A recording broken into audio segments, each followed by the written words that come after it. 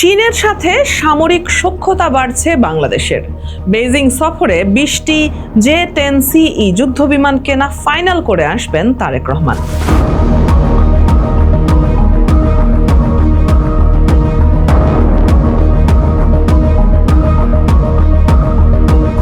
সেই সাথে বাংলাদেশকে সামরিক ড্রোন কারখানাও বানিয়ে দেবে চীন।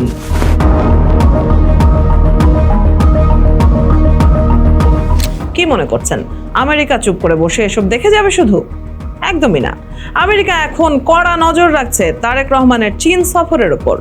বাংলাদেশে নিযুক্ত মার্কিন রাষ্ট্রদূত ব্রেন্ট ক্রিস্টেনসেন তো সরাসরি হুঁশিয়ারি দিয়ে দিয়েছেন। তিনি স্পষ্ট ভাষায় মনে করিয়ে দিয়েছেন, বেইজিং এর ওপর এভাবে অন্ধের মতো দীর্ঘমেয়াদী কৌশলগত অতি নির্ভরতা তৈরি করলে তার পরিণতি কিন্তু মোটেও ভালো হবে না।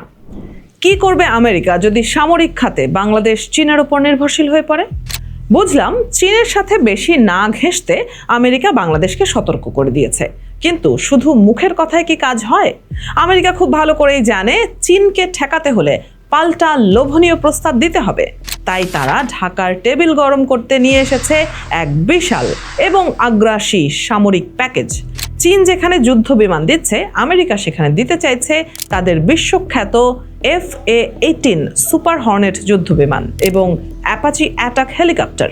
শুধু কি তাই, সাথে থাকছে আকাশপথ সুরক্ষিত করার জন্য অত্যাধুনিক নাসামস বিমান প্রতিরক্ষা ব্যবস্থা এবং নজরদারির জন্য মহাশক্তিধর MQ-9 রিপার ড্রোন। এক কথায় বেইজিং এর অফারকে সরাসরি টেক্কা দিতে চাইছে ওয়াশিংটন। খেলা এখানেই শেষ নয়। পর্দার আড়ালে দীর্ঘদিন ধরে ফাইলবন্দি হয়ে পড়ে থাকা দুটি প্রতিরক্ষা চুক্তি, GSOMIA এবং আকসা, হঠাৎ করেই যেন জাদুর কাঠির ছোঁয়ায় গতি পেয়ে গেছে। আর এই গতির পেছনে আসল অনুঘটক হিসেবে কাজ করেছে 2026 সালের 18 ফেব্রুয়ারি মার্কিন প্রেসিডেন্ট ডোনাল্ড ট্রাম্পের পাঠানো একটি চিঠি।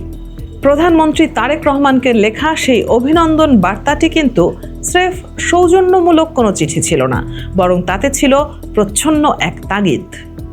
ট্রাম্প সেখানে স্পষ্ট করে লিখেছেন, আমি আশা করি আপনি রুটিন প্রতিরক্ষা চুক্তিগুলো সম্পন্ন করতে পদক্ষেপ নেবেন, যা অবশেষে আপনার সামরিক বাহিনীকে উচ্চমানের আমেরিকার তৈরি সরঞ্জাম ব্যবহারের সুযোগ দেবে।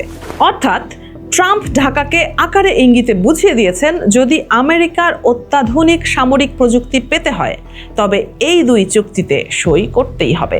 ওয়াশিংটনের পক্ষ থেকে আসা এই অদৃশ্য চাপ যে কতটা তীব্র তা এখন আর কারো অজানা নেই।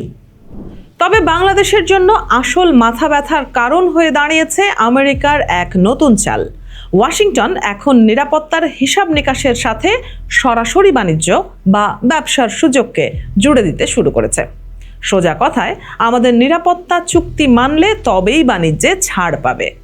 গত 9 ফেব্রুয়ারি অধ্যাপক ইউনূসের আমলে স্বাক্ষরিত একটি বিতর্কিত বাণিজ্য চুক্তিতে এমন কিছু কড়া শর্ত ঢুকিয়ে দেওয়া হয়েছে যা বাংলাদেশের হাত পা এক প্রকার বেঁধে ফেলার মতো।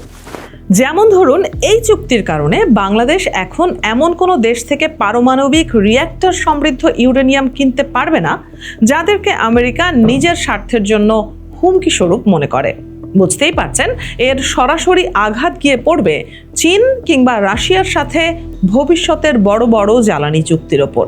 শুধু তাই নয়, বাংলাদেশ যেন আমেরিকার উৎপাদিত কৃষি পণ্যের বড় এক বাজার হয়ে ওঠে সে ব্যবস্থাও পাকা করা হয়েছে। এই চুক্তি অনুযায়ী ঢাকাকে বছরে প্রায় $3.5 বিলিয়ন খরচ করে আমেরিকার কাছ থেকে গম, সয়াবিন আর তুলা কিনতে হবে। ওয়াশিংটনের এই ভূ রাজনৈতিক চাল কিছুটা হলেও বুঝতে পেরেছে ঢাকা। তাই তো গত 30 এপ্রিল বিমান বাংলাদেশ এয়ারলাইন্স এক ধাক্কায় 14টি বোয়িং বিমান কেনার জন্য $3.7 বিলিয়ন এক বিশাল আনুষ্ঠানিক অর্ডার দিয়ে বসে, যার মধ্যে রয়েছে 8টি 787-10 ড্রিমলাইনার, 2টি 787-9 ড্রিমলাইনার এবং 4টি 7378 ম্যাক্স জেট। বাইরে থেকে দেখলে একে সাধারণ বাণিজ্যিক বিমান ক্রয় মনে হলেও পর্দার আড়ালে সত্যটা হলো, এটি আসলে ফেব্রুয়ারি মাসের সেই বাণিজ্য চুক্তিতে আমেরিকার দেওয়া শর্তেরই একটি পরোক্ষ বাস্তবায়ন। একে এক প্রকার বিমান ক্রয়ের আড়ালে আমেরিকার মন রাখার জন্য ঢাকার একটি ভূ রাজনৈতিক গিফট ডিপ্লোম্যাসি হিসেবেই দেখছেন বিশ্লেষকরা। তবে এই পুরো নাটকটি কিন্তু চীনের চোখের আড়াল হয়নি। সুযোগ বুঝে বেইজিংও তার চাল চেলেছে। গত বছরের জুলাইয়ে কুয়ালালামপুরে বাংলাদেশের তৎকালীন পররাষ্ট্র বিষয়ক উপদেষ্টার সাথে এক বৈঠকে চীনা পররাষ্ট্রমন্ত্রী ওয়াং ই অত্যন্ত সূক্ষ্মভাবে ওয়াশিংটনের এই দ্বিচারিতাকে খোঁচা মারেন। তিনি মনে করিয়ে দেন, চীন কিন্তু কোনো কঠিন শর্ত ছাড়াই বাংলাদেশি পণ্যের ওপর 100% শুল্কমুক্ত সুবিধা দিয়ে আসছে। আর এর বিপরীতে আমেরিকার মতো এক পরাশক্তি রাষ্ট্র হয়েও বাংলাদেশের মতো একটি স্বল্পোন্নত দেশের ওপর যে বিশাল শুল্কের বোঝা চাপিয়ে রেখেছে, তাকে ওয়াং ই যুক্তিসঙ্গত বা নৈতিক কোনোটি নয় বলে তীব্র সমালোচনা করেন।